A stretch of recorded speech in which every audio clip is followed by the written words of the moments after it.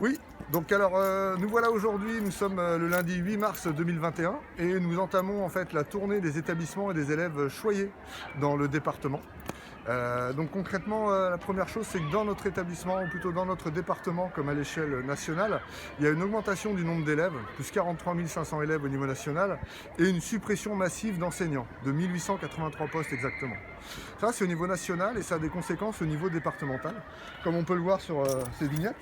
Dans le département d'Ille-et-Vilaine, on aura exactement, d'après l'inspection d'académie, plus 676 élèves. Par contre, on va perdre 18,5 postes d'enseignants dans les collèges et lycées. Alors pourquoi on a cette chose-là? On a cette chose-là parce qu'il y a une volonté de supprimer les emplois publics, malgré la crise sanitaire, malgré les beaux discours sur la nécessité d'assurer une école équitable et de rattraper ce qui a pu être perdu comme temps d'enseignement. Et donc ça aboutit à deux choses principales. La première, c'est la course folle aux heures supplémentaires imposées dans les établissements. On le voit, ça augmente partout.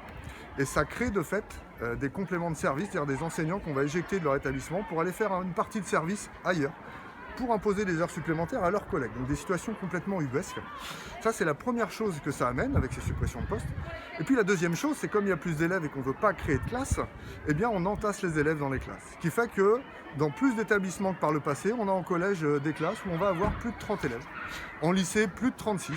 Avec des élèves en situation de handicap, avec des élèves en inclusion, bref, des conditions qui se dégradent malgré les discours et malgré la pandémie qui sévit depuis maintenant un an.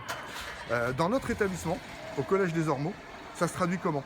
Eh bien, ça se traduit par des effectifs de classe en 6e qui vont sûrement dépasser les 30 voire 31 élèves.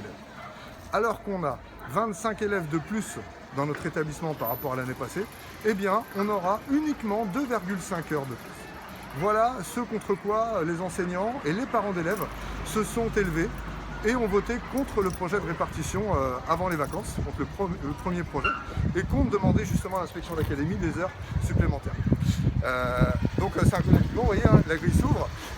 Pourquoi est-ce qu'on fait ces vidéos-là? C'est pour montrer un petit peu comment ça se passe dans les établissements scolaires et aussi pour appeler les collègues à refuser cette situation-là, pour appeler les parents d'élèves à soutenir les actions qui vont se mener. Et la prochaine, elle a justement lieu le mercredi 17 mars à 15 h à République, où la FSU appelle les enseignants et les parents d'élèves à se réunir, à se rassembler, un rassemblement qui est déclaré, pour contester en fait ces inepties.